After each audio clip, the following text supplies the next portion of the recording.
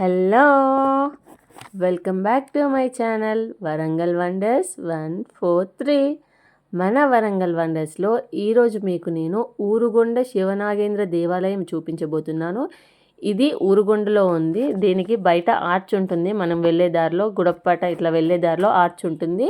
ఆ ఆర్చ్ నుండి ఇలా లోపలికి వస్తుంటే ఒక 2 కిలోమీటర్ల లోపల దూరంలో ఒక చెట్టు దగ్గర ఉంటుంది ఈ గుడి. మనం లోపలికి వెళ్తే మీకు కనిపిస్తుంది. ఇది చెట్టు. ఇక్కడ కేవలం గుడి మాత్రం ఉండదు, ఓన్లీ చెట్టే ఉంటుంది. చెట్టుకే శివనాగేంద్ర స్వామి వెలిశాడు అని అంటున్నారు.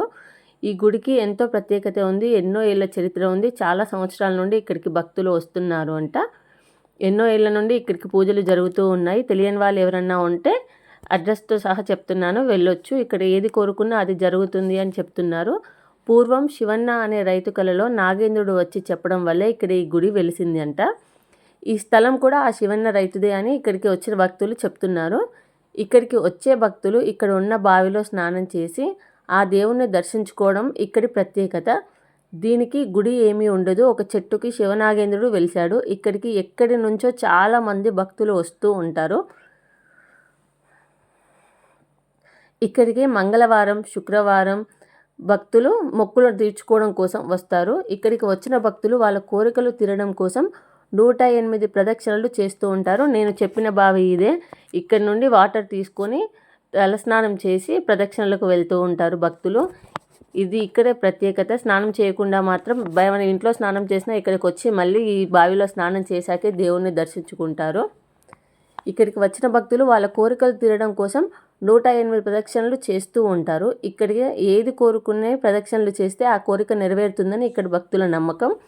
ఏ కోరిక కోరుకున్నా ప్రదక్షిణలతో పాటు మొక్కులు తీరుతాయి అని అంటూ ఉంటారు ఇక్కడి భక్తులు. 108 ప్రదక్షిణలు, 60 ప్రదక్షిణలు, 100 ప్రదక్షిణలు ఇలా మొక్కుకొని ఆ మొక్కులను బట్టి ప్రదక్షిణలు చేస్తూ ఉంటారు.